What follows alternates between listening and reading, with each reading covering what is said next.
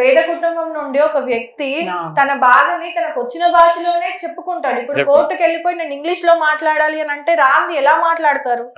అవునా కదా? అక్కడికి వెళ్ళిన తర్వాత జడ్జి గారు అయినా సరే, అమ్మా నువ్వు తప్పు చేసావా, తప్పు చేయలేదా, తప్పు చేయకపోతే ఎందుకు ఈరోజు ఇక్కడ నిల్చుంటావు అని అడుగుతారు. అంతేగాని ఏమంటారు, ఇలా అయితే మీరు ఇంగ్లీష్ లో మాట్లాడండి, హిందీలో మాట్లాడండి, కంఫర్టబుల్ లాంగ్వేజ్ లో మాట్లాడే హక్కు మనకు ఉంది. మనం బతుకుతుంది అసలు మన మాతృభాష తెలుగు.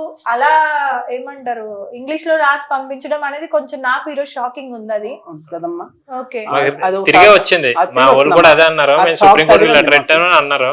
అంటే తెలుగులో పెట్టడం వల్ల అది రిటర్న్ వచ్చేసింది, వాళ్ళు ఇంగ్లీష్ లో పంపించమంటున్నారు. అంటే ప్రతిదానికి పార్లమెంట్ లో కూడా అంటున్నారు మాతృభాషను కాపాడండి, ఎవరి భాషను కాపాడుకోవాలి, ప్రతి అంత జడ్జిమెంట్ లో కూడా మాతృభాషలో ఇవ్వండి అని మాత్రం మాట్లాడి చెప్తున్నారు పార్లమెంట్ లో కూడా. కాకపోతే అక్కడ వ్యవస్థలు పాటించట్లేదు కదా మెయిన్. ఇప్పుడు మాకు అదే కదా జరిగింది, సుప్రీంకోర్టుకి మా వాళ్ళు లెటర్ పెట్టారు, లెటర్ పెట్టిన తర్వాత మీరు తెలుగులో రాసి పంపించారు, మాకు ఇంగ్లీష్ లో పంపించండి అంటే నేను ఆ విషయం చాలా బాధపడ్డాను నేను. ఓకే, సో తర్వాత కూడా మీరు ఆయన జైల్లో ఉన్నప్పుడు మీరు వెళ్ళి నారా లోకేష్ గారిని పాదయాత్ర సమయంలో కలవడం జరిగింది కదా, ఆయన కూడా మీకు మేము ఉన్నాము, మేము కాపాడుతాము, మేము చూసుకుంటాము, నెక్స్ట్ మన ప్రభుత్వమే వస్తుంది అని హామీలు ఇవ్వడం కూడా జరిగింది కదా. సో అప్పుడు మీకు ఎలాంటి హామీలు ఇచ్చారు? ఎలాంటి హామీలు అంటే అమ్మా, మేము ఇలాగ జగన్మోహన్ రెడ్డి గారిని ఆయన పదవిలో ఉన్న చూపు ఎన్నో ఎన్వైసీలు రాసుకుని ఎన్నో లెటర్లు రాసాం. కానీ అప్పుడు మాత్రం ఫోన్ వచ్చింది, సీఎం క్యాంపస్ నుంచి ఫోన్ వచ్చింది. అప్పటికి నేను అమ్మని తీసుకుని రాజమండ్రి సలీం గారు నేను అలాగ వస్తాను రా తమ్ముడి దగ్గర, మీరు ఇలా రండి అంటే రాజమండ్రి మా ముమ్మడి వరం నుంచి రాజమండ్రి వచ్చాం. వచ్చిన తర్వాత ముందు ప్రకటించా, ఎలా అంటే ముఖ్యమంత్రి గారు స్పందించట్లేదు, మేము బ్రతకడానికి ఆర్థికంగా కూడా చాలా ఇదైపోయాము, దారి తొలగట్లేదు, స్పందించట్లేదు, కాబట్టి మేము రేపు నిరాహార దీక్ష చేస్తాం అమ్మ నేను, అప్పుడైనా న్యాయం జరుగుద్దేమో అని చెప్పేసి ఒక ప్రకటన ఇచ్చానమ్మా. ఆ మరునాడు ఫోన్ వచ్చింది, ఇలాగ సీఎం క్యాంపస్ నుంచి ఫోన్ చేస్తున్నామండి, మీరు ఎక్కడ ఉన్నారు ఏంటి, ఇలాగ రాజమండ్రి తమ్ముని చూడకి వెళ్ళామండి అమ్మ నేను, మా లాయర్ గారు కూడా ఉన్నారు, అయితే రండి కూర్చొని మాట్లాడదాం అని అన్నారండి. అక్కడి నుంచి సరే అని చెప్పేసి లాయర్ గారు మీరు ఎవరున్నా, అప్పుడు ఏమన్నానంటే ఛార్జీలకు డబ్బులు లేవు సార్, ఒక 2 రోజులు టైం ఇవ్వండి, ఇక్కడ నుంచి మేము మళ్ళీ తాడేపల్లి రావాలంటే ఛార్జెస్ అవుతాయి కదా, మేము మళ్ళీ ఇంటికి వెళ్ళి డబ్బులు చూసుకుని అప్పుడు బయలుదేరి వస్తామంటే లేదు ఈవేళ రండి అని అన్నారు. అయితే లాయర్ గారు ఉన్నారని చెప్పాను. అయితే లాయర్ గారు తీసుకురానంటే అప్పుడు లాయర్ గారు 10,000 ఇచ్చి కారు కట్టించి పాపం మాతో పాటు వెళ్ళి తాడేపల్లి సీఎం క్యాంపస్కి వెళ్ళాం. తీరా అక్కడికి వెళ్ళాక సీఎం గారు బిజీ షెడ్యూల్లో ఉన్నారు, తర్వాత కలుస్తాం. మీకు ముందు రమ్మని చెప్పిన పర్సన్ ఎవరు? తాడేపల్లి క్యాంపస్ ఆఫీస్ లో ఉంటారు కదా, వాళ్ళు పిలిచారు. ఓకే, వాళ్ళే పిలిచారు, మీరు వెళ్ళి వాళ్ళనే కలిసారు. అక్కడ కలిసాం, చెప్పిన రోజే వెళ్ళారు? వెళ్ళాం, ఆ రోజు చెప్పిన టైం వరకే వెళ్ళారా? నైట్ బయలుదేరేసాం, తెల్లవారితే పొద్దునే వెళ్ళిపోయారు. వాళ్ళు చెప్పిన టైం ప్రకారం మీరు వెళ్ళారు. కానీ చెప్పిన ఆన్సర్ ఏంది, మీరు వెళ్ళిన తర్వాత సీఎం గారు బిజీగా ఉన్నారు, సిటీలో ఉన్నారు, నెక్స్ట్ టైం మేము ఎప్పుడైనా కలిసే అవకాశం కల్పిస్తాము అన్నారు. అప్పుడు మీరేం చెప్పారు? మేము ఏం చేస్తాం మరి రమ్మంటే ఏంటి సార్, ఇంత దూరం ఎలా వచ్చాము, ఇబ్బందులు పడ్డాం కదా అని అంటే లేదు తర్వాత కల్పిస్తాంలే అని అన్నారు. వెంటనే తిరిగి వచ్చేసామండి మేము. ఆనాడు నుంచి ఎప్పుడు కూడా మనల్ని మళ్ళీ ఆయన ఫోన్ చేయలేదు, మనం రమ్మని పిలవలే. ఈ టైంలో 4 సంవత్సరాల పాటు అనేక ఇబ్బందులు, పలకరించిన వాళ్ళు లేక 4 సంవత్సరాలు ఏం జరిగింది ఏంటో జనాల్లో ఇది తెలియదు అని ఎవరికి ఎదరికొచ్చి పలకరించేవాళ్ళు కానీ సాయం చేసేవాళ్ళు కానీ ఎవరో లేరు. 4 సంవత్సరాల తర్వాత కోర్టులో సాక్ష్యం జరిగింది. ఎయిర్పోర్ట్ సిబ్బంది అదే అక్కడ ఎఫ్ఐఆర్ రాసిన దినేష్ కుమార్ గారు అని ఆయన ఒక సాక్ష్యం జరిగిందండి కోర్టు, ఫస్ట్ సాక్ష్యం జరిగింది. అప్పుడు జడ్జి గారు అడిగితే అది సీను కత్తిలో చేతిలో మీరు ఏం తీసుకున్నారు అసలు ఏంటంటే, సీను చేతిలో మేము ఒక వాటర్ బాటిల్, 10 రూపాయల నోటు, ఏటీఎం కార్డు, చిన్న అప్పుగొప్పలం అవి తీసుకున్నామని అంటే, అది కోడికత్తి సీను చేతిలోనే తీసుకున్నారా అంటే లేదండి సీను చేతిలో మేము తీసుకోలేదు. మరి జగన్ గారి చేతిలో తీసుకున్నారా అంటే జగన్ గారి చేతిలో కూడా మేము తీసుకోలేదు, ఆయన చేతిలో తీసుకోలేదు. ఇది 1 గంట ప్రాంతం జరిగింది. 2:30కి బయట నుంచి బచ్చ సత్యనారాయణ మేనల్డ్ మంచి సీన్ అని ఎవరు ఉన్నారు, ఆయన తీసుకొచ్చి ఇస్తే ఆయన చేతిలో తీసుకున్నామని ఆయన దినేష్ కుమార్ గారు ఎయిర్పోర్ట్ ఆయన డిఎస్పీ గారు చెప్పడం జరిగింది. అప్పుడు కొంచెం బయట ఇది వైరల్ అయింది. వైరల్ అయిన తర్వాత అప్పటి నుంచి మనల్ని పలకరించడానికి వచ్చారు. అంటే అప్పుడు ఆటోమేటిక్ గా తెలిసిపోయింది ఇది డ్రామా అలా జరిగిందా ఏంటా అన్నది ప్రజలు కొంచెం గ్రహించారు. అప్పుడు దళిత సంఘాలు అవనివ్వండి, నాయకులు అవనివ్వండి, మనల్ని పలకరించడానికి రావటం, అలాగే అమలాపురం మాజీ ఎంపీ ఆర్ఎస్ కుమార్ గారు కూడా వచ్చి అరే 4 సంవత్సరాల పాటు మేము నిజమేంటో తెలుసుకోలేకపోయాం, ఇప్పుడైనా తెలిసిందని చెప్పేసి 25,000 రూపాయలు ఆర్థిక సాయం చేసి. ఓకే, అప్పటి వరకు కూడా అంటే ఏదైతే సాక్ష్యం జరగక ముందు వరకు కూడా మీకు కోర్టుకు సంబంధించిన ఖర్చులు గానీ, మీరు పోలీస్ స్టేషన్లకి అటు తిరగాల్సిన ఖర్చులు గానీ కూడా మొత్తం మీరే చూసుకున్నారు. అవునమ్మా, అవును. మరి ఆ కోర్టు విషయంలో అయితే లాయర్ గారు చూసుకున్నారు. ఈ లోపల మరి మన ఇంట్లో కార్యక్రమాలు, వీడు బయటకు వెళ్ళక ముందు ఎయిర్పోర్ట్ లో జాబ్కి వెళ్ళక ముందు మనకు పూలు కూర్చుండేదమ్మా. ప్రతి ఏటా కూలిపోయేది అది వర్షాలకి. భయంకరం, పెద్ద ఫ్యామిలీ మంచాలు వేసి పడుకునే వాళ్ళం. పెద్ద పెద్ద వర్షాలు వస్తే కూలిపోయి ఈ ఫ్యామిలీ ఎప్పుడే ప్రమాదానికి గురైపోతుంది అని చెప్పేసి వీడు ఎయిర్పోర్ట్ పనికి వెళ్ళే ముందు అన్న నువ్వు ఈఎంఐలు అయ్యి ప్రైవేట్ గా తీసి మనకి ఇల్లు మొదలు పెట్టు అన్నాడు. అప్పుడు నేను కొన్ని ఈఎంఐలు అప్పులు చేసి ఇల్లు మొదలు పెట్టా, ఫౌండేషన్ వేసాను, అంతే వీడు జైలు పాలైపోయాడు. ప్రతి నెల 20,000 పంపిస్తాయి కూడా వీడు, సీట్లు అవి తీసుకొని నేను పంపించేస్తాను అన్నాడు. 3 నెలలు మాత్రమే పంపాడమ్మా, 18 సీట్లు చెప్పిన ఆ సీట్లు కట్ట, అంతే ఈ లోగల్లో మనోడు జైలు పాలైపోయాడు. సంపాదించి కుటుంబాన్ని పోషించేవాడిని జైలు పెట్టేశారు. ఇంకా మన పరిస్థితి అమ్మ ఉపదానికి వెళ్ళాలి, నేను చూస్తే కూలి పనికి వెళ్ళాలి, కుటుంబం నడాలి, ఇల్లు ఏం కడతాం. అలాగా కొన్ని రుణాలు చేసి అలా ఏదో ఇల్లు నిలబెట్టా. ఆ ఇల్లు నిలబెట్టడం వల్ల ఇవాళ అవి చిన్న అప్పులే పెద్ద అప్పులుగా పెరిగిపోయచ్చు. ఆ రోజు నుంచి ఈ రోజు ఆర్థికంగా చాలా ఇబ్బంది. ఎంత వరకు ఉండొచ్చు మీరు? 20 లక్షలు ఉందమ్మా. 20 లక్షలు మాత్రమే. నేను చేసేది 15-12 లక్షలు మాత్రమే చేశాను వడ్డీలు. అయితే ఒకటి అది పెద్ద స్థాయిలో వాళ్ళు కూడా ఇవ్వలే. ఆ డ్వాక్రాలు తీసుకున్న మహిళలు అయ్యి మన మీద నమ్మకం చెప్పిన ఏదో ఫ్యామిలీ మంచిది, ₹1 వేసి పావులేసి ఇస్తారని చెప్పేసి మనకన్నా పూర్ ఫ్యామిలీ వాళ్ళు డ్వాక్రాలు తీసుకుని అయ్యో ఇల్లు కట్టుకుంటున్నారు పాపం, ఏదో నిలబెట్టుకుంటారని అలా సాయం చేసిన వాళ్ళమ్మా. వాళ్ళకి ఇప్పటికీ నేను ఇవ్వలేకపోయాను పాపం. ఆయన మన పరిస్థితిని బట్టి పాపం వాళ్ళు కూడా అర్థం చేసుకుని వాళ్ళు పేదవాళ్ళే, ఇబ్బందులు పడుతున్నా, అనేక బాధలు పడుతున్నాం.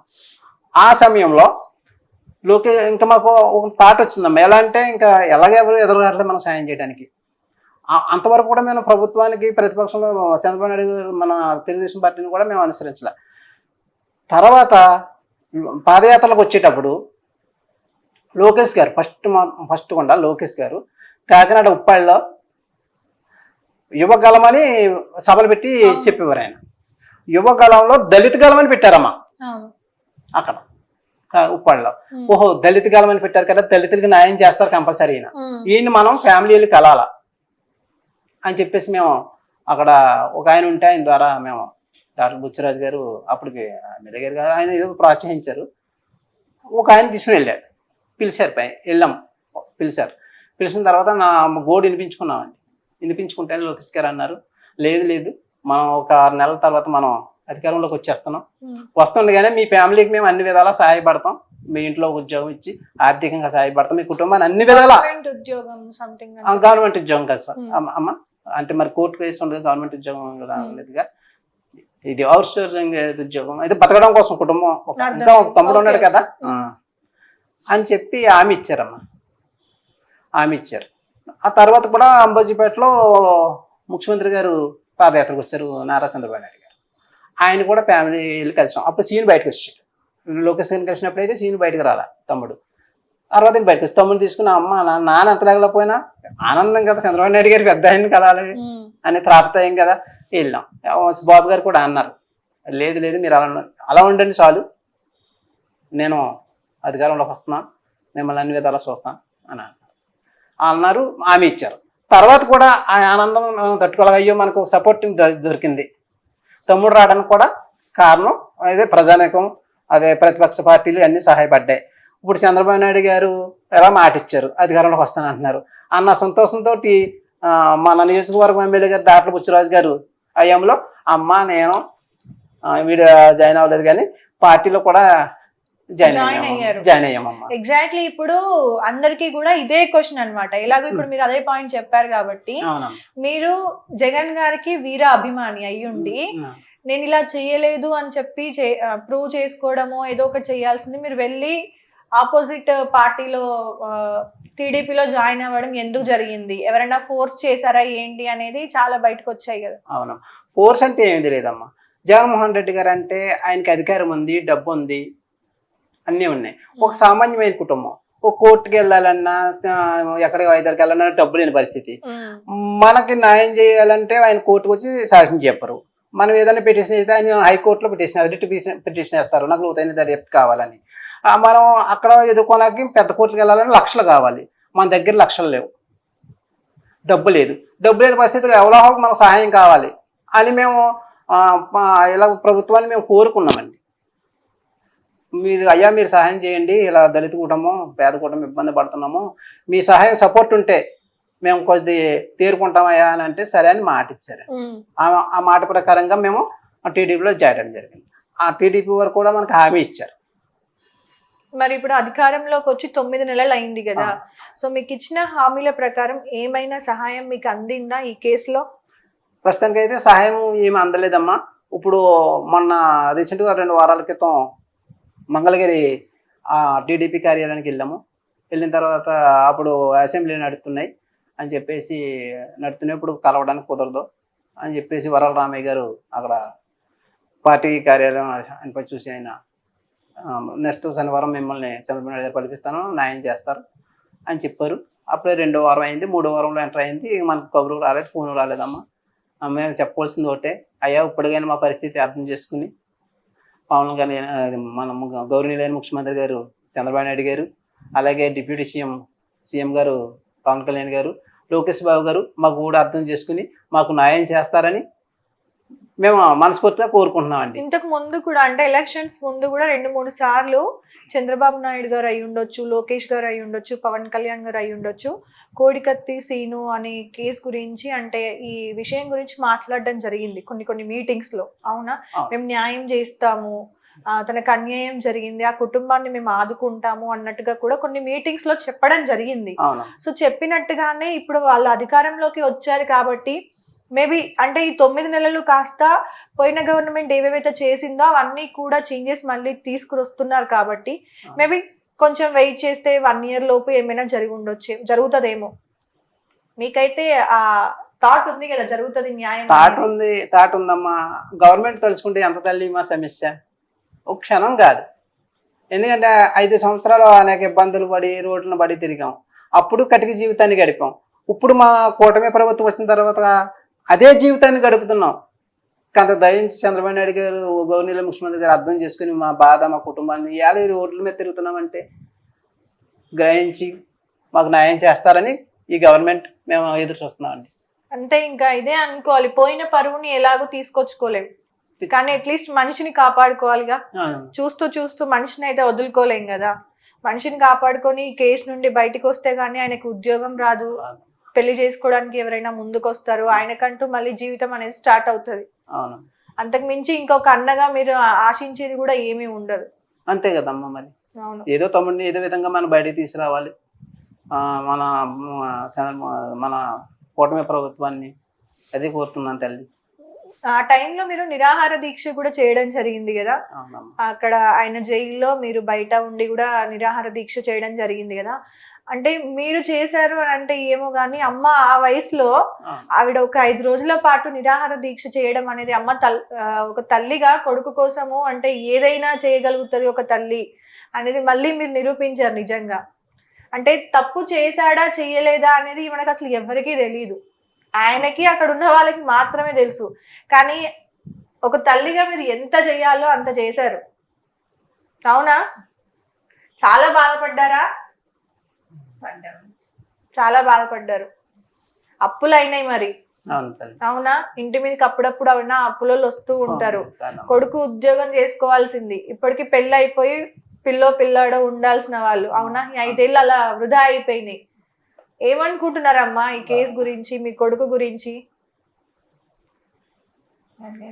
ముఖ్యమంత్రి గారు చంద్రబాబు నాయుడు గారి దగ్గరికి వెళ్ళామండి, మీటింగ్ అంటే బొజ్జిపాట వెళ్ళామండి. అక్కడ చూసి అమ్మ నీకు కొట్టమ్మ నేను ఆదుకుంటాను, నీకు మీ ఇంట్లో జాబ్ ఇస్తాను అని అన్నారండి.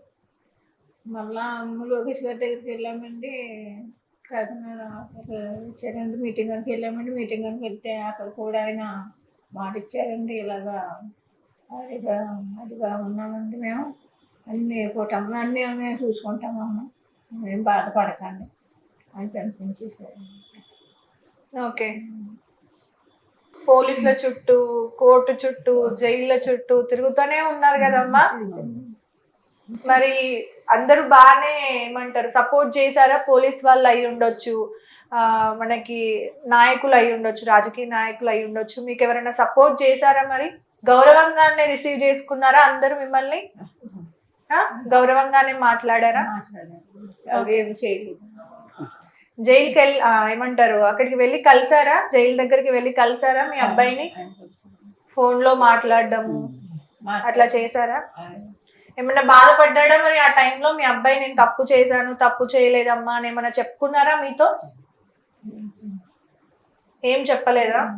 ధైర్యంగా ఉండమని చెప్పారా? ధైర్యం చెప్పారు మీకే. మరి మీ కొడుక్కి మీరు ఎలా ధైర్యం చెప్పారు? బాధపడకు ఏం కాదు అని చెప్పారా? కొంచెం బాధ కాదండి, మాట వచ్చింది కాదు చెప్పడానికి. అలాగొచ్చిందో తెలియదు. కానీ ఈ వయసులో మీకు కష్టం రావడం కూడా నిజంగా ఎదుటి వాళ్ళంటే ఇక్కడ ఉండి నాకు అడుగుతుంటే నాకే బాధ అవుతుంది.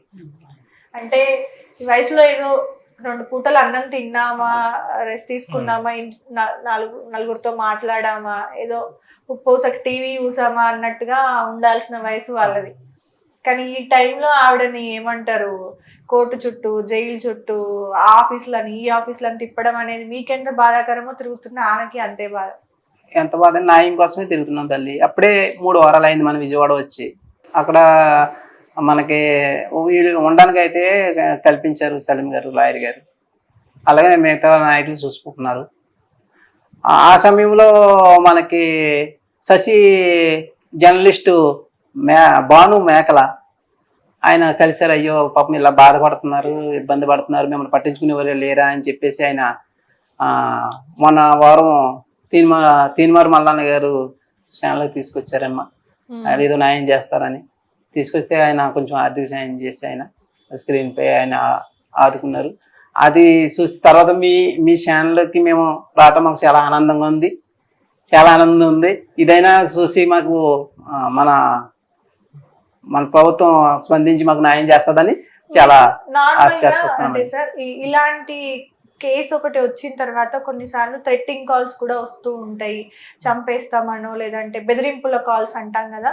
అట్లా ఆయన జైల్లో ఉన్నప్పుడు మీకేమన్నా బెదిరింపులు కాల్స్ కానీ లేదంటే ఇంకేదన్నా జరగడం కానీ, దాడులు కానీ, ఇంటి మీదకి ఎవరైనా జనాలు అయి ఉండొచ్చు, ఆయన అభిమానులు ఎవరైనా సరే ఇలా జరిగిందని తెలిసిన తర్వాత ఇంటి మీదకి వచ్చి దాడులు చేసే కొన్ని సిచ్యువేషన్స్ కూడా జరుగుతూ ఉంటాయి. అట్లా ఏమన్నా జరిగినాయా మీ విషయంలో? మన విషయంలో అటువంటి ఏం జరగలేదు కానమ్మా. ఫస్ట్ మన సర్వే చేయడానికి ఎయిర్పోర్ట్ నుంచి షిఫ్ట్ వస్తారు కదా, వాళ్ళు సర్వే చేసినప్పుడు మన నియోజకవర్గంలో అంతా కూడా నన్ను ఒకటి అడిగేవారు, సుబ్బరాజు మీ ఫ్యామిలీ గురించి, మీ గురించి మొత్తం అంతా మంచి వాళ్ళు, మంచి కష్టపడి బతికే కుటుంబం అండి, అది మంచి ఫ్యామిలీ అని చెప్పారు. కానీ మీ తమ్ముడు ఇలా ఎందుకు చేయడంటావు అని క్వశ్చన్ వేసేవారు. అంతే కదా. ఇప్పుడు నేను కూడా అదే అడుగుతాను కదా.